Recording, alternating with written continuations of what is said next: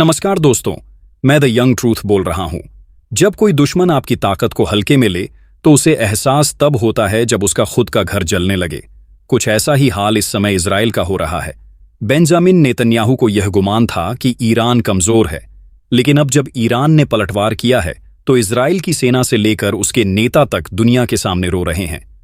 जी हां, इजराइल खुद को हमेशा सही साबित करने के लिए बहाने ढूंढता रहा है, लेकिन अब जब खुद उसके घर में तबाही मची है तो यह कहकर दुनिया को गुमराह करने की कोशिश कर रहा है कि देखिए, हम तो कितने लाचार हैं और हमारे ऊपर खतरनाक हथियारों का इस्तेमाल हो रहा है। इजराइल के सबसे प्रसिद्ध अखबार टाइम्स ऑफ इजराइल ने लिखा है कि डिफेंस फोर्सेज ने दावा किया है कि ईरान ने उनके ऊपर क्लस्टर बम का प्रयोग किया है। उनका कहना है कि ईरान जानबूझकर सिविलियंस को निशाना बना रहा है। अब सवाल ये उठता है कि क्लस्टर बम आखिर है क्या और इजराइल इससे इतना डरा हुआ क्यों है। दरअसल क्लस्टर बम एक बम नहीं, बल्कि एक साथ कई बमों का समूह होता है। यह मिसाइल जब लक्ष्य की ओर बढ़ती है तो लगभग 8 किलोमीटर की ऊंचाई पर जाकर फट जाती है और 20 से अधिक टुकड़ों में बंट जाती है, जो अलग अलग दिशाओं में जाकर गिरते हैं और भारी तबाही मचाते हैं। हर एक बम का वजन लगभग 20 किलोग्राम होता है। 1980 के दशक में ईरान इराक युद्ध के दौरान इस हथियार के प्रयोग पर प्रतिबंध लगा दिया गया था, लेकिन इजराइल का दावा है कि ईरान ने अब फिर से इसका इस्तेमाल किया है। संभव है कि यह सच हो, क्योंकि आज की रिपोर्ट के अनुसार ईरान ने केवल एक ही मिसाइल छोड़ी थी, लेकिन उस एक मिसाइल से जो तबाही हुई उससे अंदाजा लगाया जा सकता है कि वह क्लस्टर बम था। इजराइल को शायद यह उम्मीद नहीं थी कि ईरान के पास इस स्तर की तकनीक मौजूद है। अब एक और चौंकाने वाली खबर है। ईरान ने इजराइल के सीसीटीवी कैमरों को हैक कर लिया है। इन कैमरों से इजराइल के सैन्य ठिकानों की लोकेशन और गतिविधियों की जानकारी ली जा रही है। इस बीच इजराइल ने ईरान के कुछ परमाणु केंद्रों पर हमला किया है, लेकिन जहां पर हमला किया गया वहां की संवेदनशील सामग्री पहले ही हटा दी गई थी। हालांकि कई वैज्ञानिकों की हत्या जरूर हुई है। रूस का दावा है कि उसके लगभग 637 वैज्ञानिक ईरान में काम कर रहे हैं। अब बात करते हैं मोसाद की एक महिला जासूस की, जिसका नाम है कैथरीन पेरेंट्स शाकित।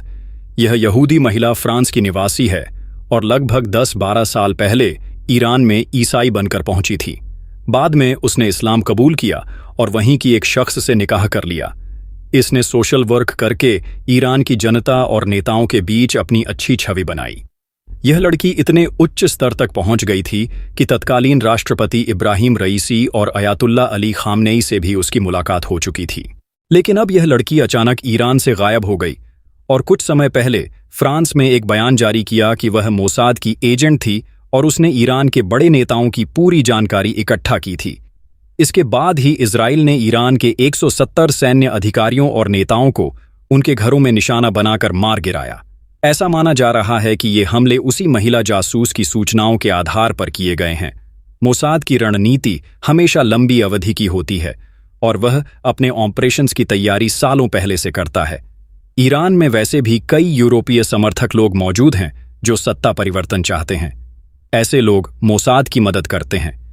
इस समय ईरान ने न सिर्फ इजराइल को तकनीक और हथियारों के मामले में सोचने पर मजबूर कर दिया है, बल्कि पूरे विश्व को यह दिखा दिया है कि वह सिर्फ धमकियों से नहीं डरता, बल्कि अगर चुनौती दी जाए तो उसे मुंह तोड़ जवाब देने की ताकत भी रखता है।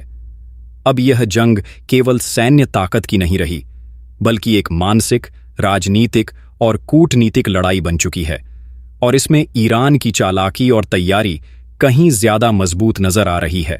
तो दोस्तों, ये थी पूरी सच्चाई जो अब तक आपसे छुपाई जा रही थी। ईरान और इजराइल के इस तनाव के पीछे की असल कहानी को समझना आज के समय में जरूरी है, क्योंकि सच्ची जानकारी ही हमें सोचने और समझने की ताकत देती है। अगर आपको ये वीडियो जानकारी पूर्ण लगी हो तो वीडियो को लाइक करें, चैनल को सब्सक्राइब करें और कमेंट में बताएं कि आप इस पूरी स्थिति को कैसे देखते हैं। हम फिर लौटेंगे एक नई सच्चाई, एक नई पड़ताल और एक नई रिपोर्ट के साथ। तब तक के लिए जय हिंद और सच्चाई के साथ जुड़े रहिए।